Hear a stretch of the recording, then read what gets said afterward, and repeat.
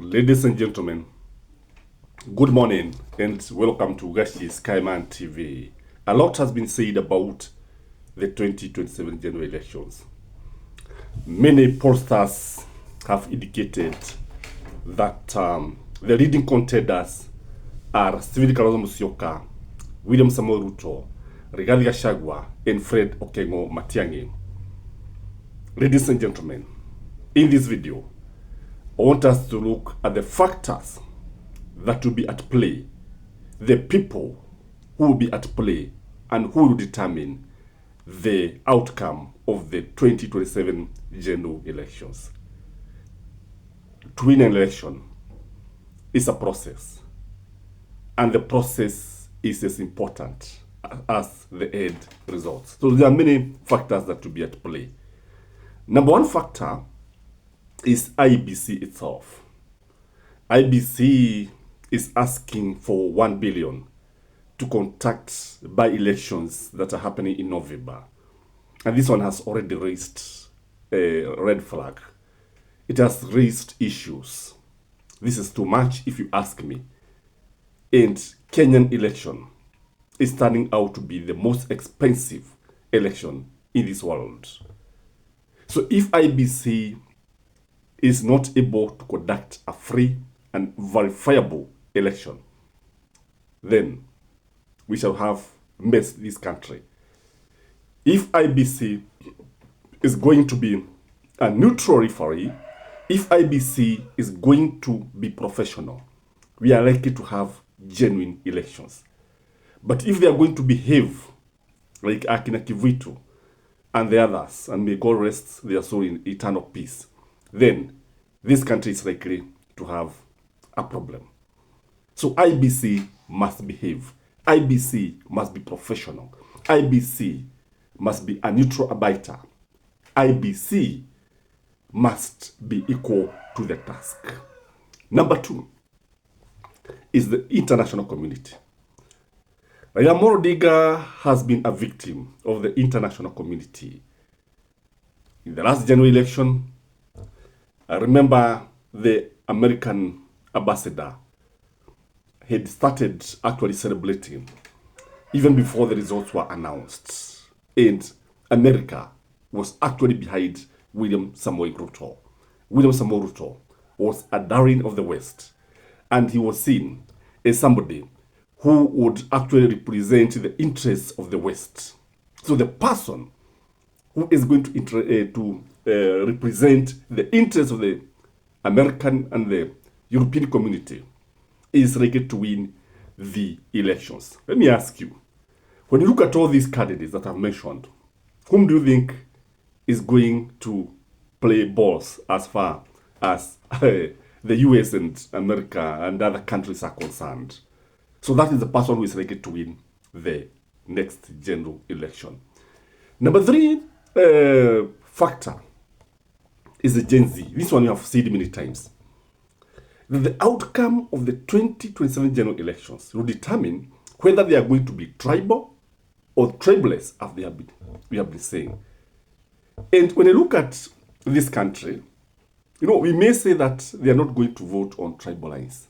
But remember, these people comes from a certain community. Remember, these people are actually very close. They are influenced by the communities they come from. And I can tell you, they can easily vote on tribal lines. They can easily vote on tribal lines. But if they choose not to vote on tribal lines, I can tell you their candidate is going to win. I can tell you that is a person to watch. But the big question that we should ask ourselves, are they going to vote on tribal lines as has been the tradition of this country?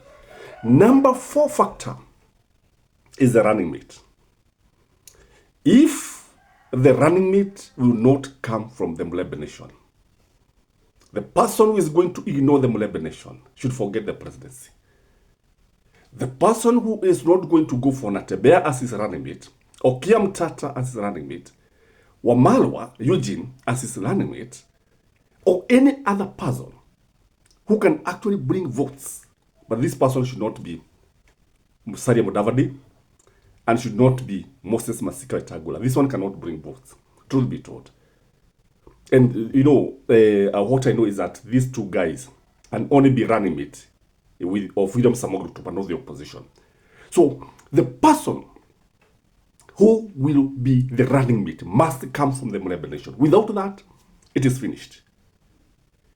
The other factor, or the other person who is going to face the outcome of the general election is Raila Amolo Odinga. People may say that Raila is a spent force. But remember, the fact is, he has people behind him. He'll bring votes. If you support Matiang'i, he'll give him votes. If you support Ruto, he'll give him votes. If he's going to support whoever he's going to support, is likely to have a head start. And if Raila Amolo Odinga is going to withdraw his support from the broad-based government, William Samoei Ruto is finished. That's why I'm saying he's going to play a very, very crucial role. Remember what happened in 2002 when he bolted out of Kano and said, Kibaki tosha. And before Moi knew what was happening, Kibaki was actually on his way to State House. So Raila Amolo Odinga is going to be very, very influential. If he decides to contest, then he's also going to spoil the party for William Samoei Ruto. The other person who is going to play a major role in the forthcoming election, it is Stephen Kalonzo Musyoka. What if William Samoei Ruto goes for Stephen Kalonzo Musyoka as his running mate? Or what if Raila and Ruto decide to support Stephen Kalonzo Musyoka as a presidential candidate? William Samoei Ruto can tactfully retreat and say, this time, let's give somebody else. Maybe I'll contest in 2032, that is. Don't you think Kalonzo Musyoka is going to win? And if Kalonzo bolts out from the opposition, the damage to the opposition will be monumental. The damage will be too much. So you cannot ignore Stephen Kalonzo Musyoka. We cannot ignore him. But the problem is, you see, Kalonzo does not want to play the second fiddle. He doesn't want to be Matiang'i's running mate. Doesn't want to be Gachagwa's running mate. So it is in this game. In fact, that is where William Samoei Ruto's secret is. The way Kalonzo and the Mlembe nation will be treated will also determine whether the opposition is going to win. The other person is Rigathi Gachagua. Rigathi Gachagua can decide to contest. Rigathi Gachagua can decide to endorse Stephen Kalonzo Musyoka, Matiang'i, or any other candidate. He can also decide to support William Samoei Ruto. But if he decides to support William Samoei Ruto, the effect will be minimal. William Samoei Ruto cannot get votes, even if he's supported by Uhuru Muigai Kenyatta, or if he's supported by Rigathi Gachagua. Because when I look at the Mlima Nation is self-directed and has already decided that they cannot vote for UDA and William Samoei Ruto. That is a closed chapter. If the chapter is closed, then it means that Gachagua's influence can also not be ignored. He can decide to run. He can decide to say, I'm going to endorse, because whoever will be endorsed by Rigathi Gachagua will have a top-up of more than 5 million votes. Also, there's Uhuru Muigai Kenyatta. Talks between Rigathi Gachagua and Uhuru Muigai Kenyatta are said to be ongoing. And they have decided not to divide Mount Kenya votes. I don't know the candidate they are likely to support, because Kalonzo, meaning Gachagua is for Kalonzo, Uhuru is for Matiang'i. So they have to come to a compromise. There are others who I strongly believe they are national figures, but they are not going to play a major role as far as the 2027 general election is concerned. So these are the main factors and the players who are going to determine the next president of this nation. I don't know what you think, ladies and gentlemen, but maybe you can comment in the comment section. Maybe there are other factors, other players who are going to determine how the country will transform from William Samoei Ruto either to the opposition or he continues to be the president of the Republic of Kenya. Guys, enjoy your weekend ahead. This is Kashi Skyman. And please always remember to like our videos, comment, and let me know today where you're watching this video from. Bye-bye.